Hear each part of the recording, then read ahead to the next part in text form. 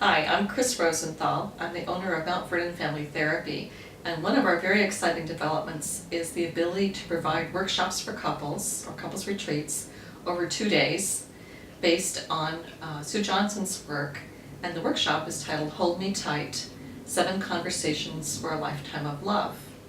Hi, I'm Jennifer Rick. I'm a resident in marriage and family therapy here at Mount Vernon Family Therapy, and I run the Hold Me Tight workshops. What is a Hold Me Tight workshop? Well, it's a 2-day retreat for couples. We really give you a roadmap to deeper connection. And the purpose of the Hold Me Tight workshop is to help teach you what sorts of conversations help grow that deeper connection between you. How can we feel safer, more connected, more in love? So Hold Me Tight is useful for almost every couple, because when we're newly together, in the excitement of getting to know each other and the curiosity, there's lots of connection and warmth most of the time. And then life kind of intervenes, we get used to things, we get used to each other, and we stop being as curious about each other, and maybe we've accumulated some injuries and hurts, which are normal parts of human life, and we're not sure how to get past those. And what Hold Me Tight does is help us discover again that chemistry, that ability to be really close and warm with each other, to feel safe in each other's company. What sorts of issues might couples be dealing with that Hold Me Tight could help you with?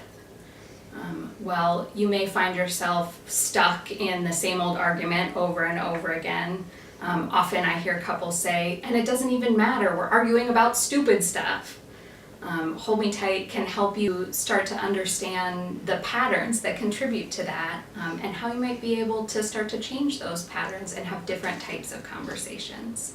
Often I hear couples say, I really want to know how to keep love strong in my marriage, in my relationship. I feel like we're on a good track, but I want to know what we can do to feel more connected, to feel safer with one another. Or I sort of feel like something's off. I feel like maybe we're not as important to each other as we once were. How can we get that feeling back again? That's what Hold Me Tight helps you do.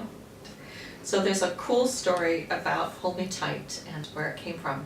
A psychologist, Dr. Susan Johnson, who's at the University of Ottawa, was studying couples for a long time.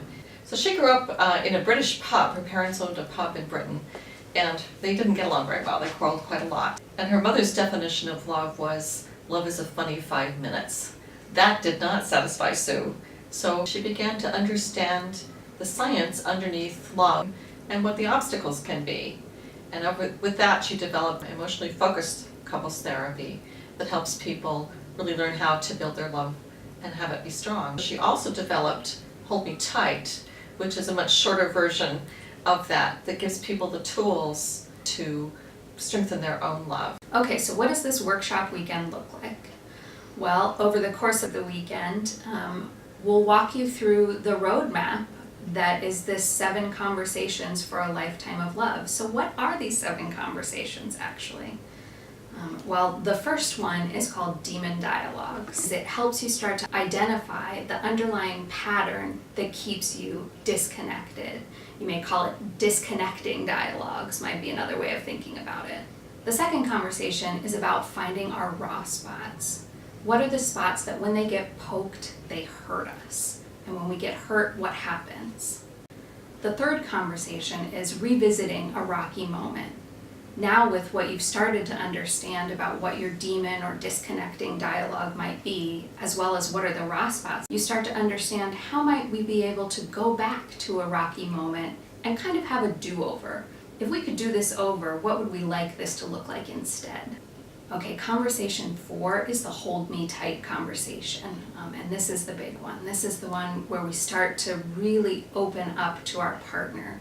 We built a foundation of safety over the first 3 conversations to help us feel safer, to put down our defenses, to lower our walls a little bit, and really share our emotional experience with our partner. The 5th conversation is about forgiving injuries. And that's times in the past where we feel like our partner has really hurt us, but we haven't had a way to talk about that before. That conversation, the forgiving injuries conversation, gives us a language for how can we talk about what happened, how and why it hurt us, and how we might be able to start to trust again. The sixth conversation is about bonding with sex and touch. This is one that people sometimes get a little bit nervous about, so I just want to reiterate that we never ask you to talk about anything that you're not comfortable with. The idea behind this conversation is to help you feel safe and connected with one another, to start to have conversations around not only physical intimacy, but emotional intimacy as well.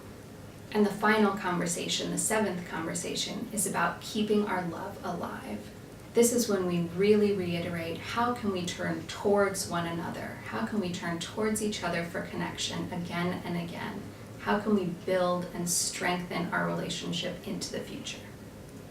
So one of the questions people often have is about confidentiality, meaning how are we going to create a safe space here for people to share what they want to share?